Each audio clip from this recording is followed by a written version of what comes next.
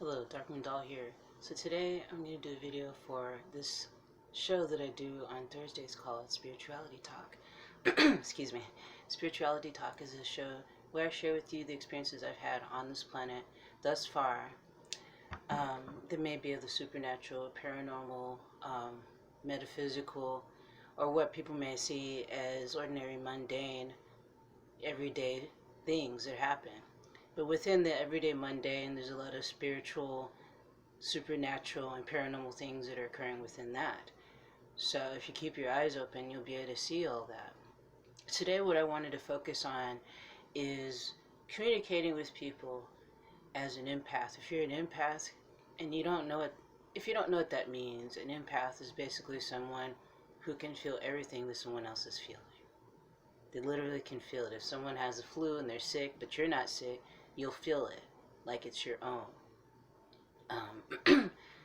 Throughout the media, social justice warriors have been changing the meaning of empathy and what it means to be an empath.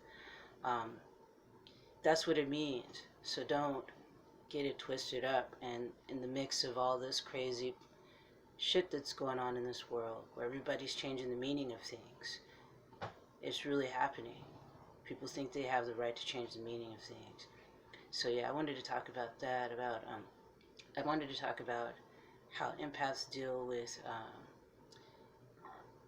with people being sensitive, being overly sensitive, what people would consider overly sensitive to the point where you can feel someone's emotions through their voice, through their body language, how they look at you. Some things are subtle, and some things are really blatantly seen right before your eyes.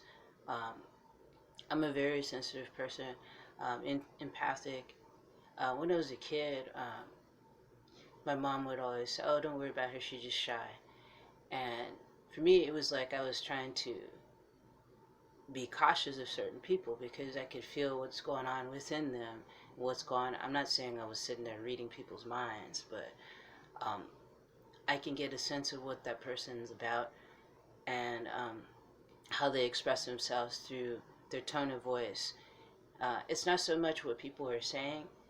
A lot of times it has to do with the tone of voice. So you can hear the emotion coming out of it, or the sincerity or lack of sincerity coming out of the tone of voice. Not everybody is sensitive to a tone of voice, and they can't tell the difference. And to me, I just can't understand that because I'm totally different. I work differently.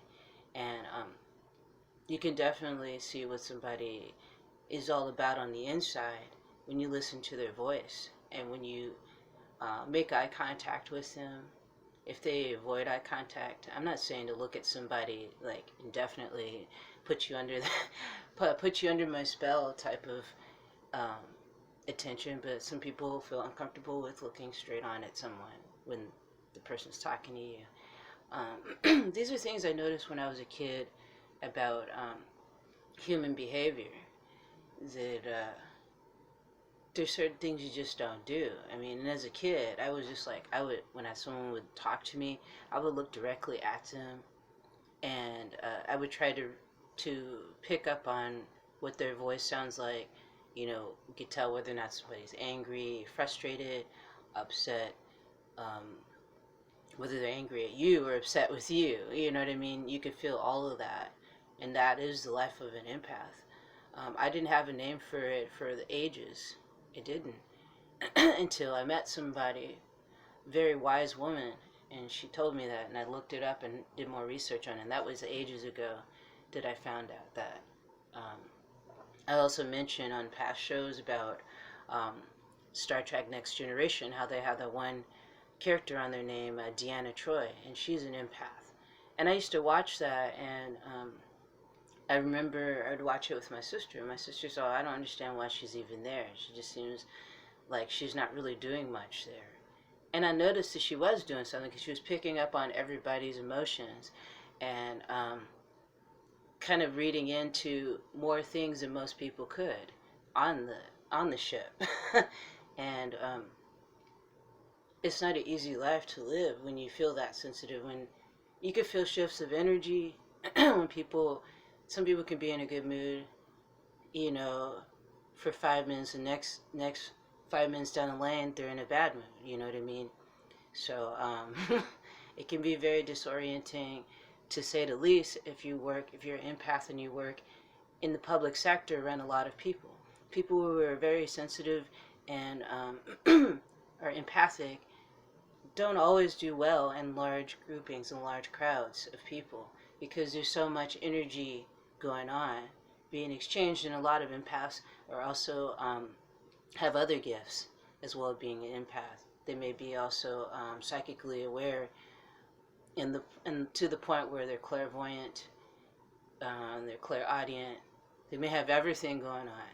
So being in a large crowd or having to work in a large crowd is very, very frightening for a lot of people that know that they are empaths. Um, yeah, this word has been changed as of late because people are redefining words. Don't redefine a word. Don't do that, because that confuses people.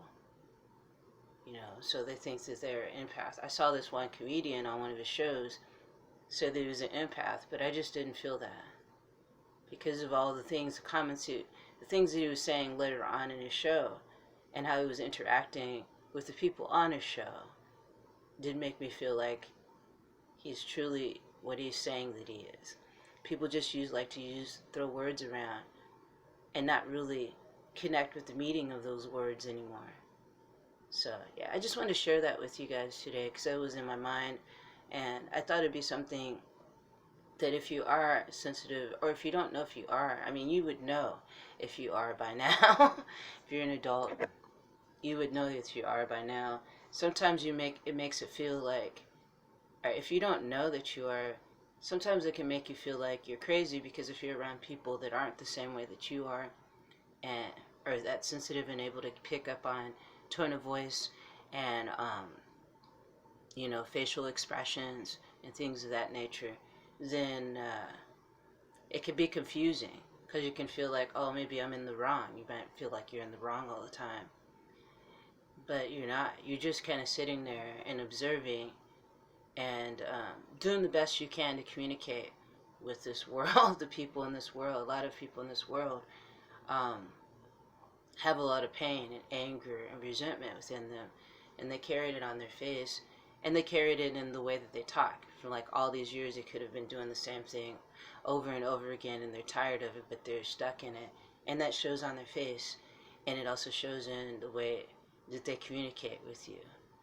So if you're a sensitive person, tune into who you are and don't be afraid of who you are, because for so many years I didn't understand it. And for me, I'm not only just empathic, I can be clairvoyant.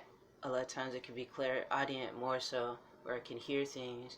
I could be not just random voices in my head, okay? That's a totally different thing going on. That's not what I'm hearing. But hearing, wise words, wisdom helping me go forth and stay on my path. Yeah, you could be clairaudient, clairvoyant. There's so many clairs. You could be someone who sees ghosts all the time, someone who has precognitive dreams all the time. That's just a part of your abilities that you're born into this world with, and you can't. Well, you can, but it doesn't help any to be ashamed of it or try to hide it.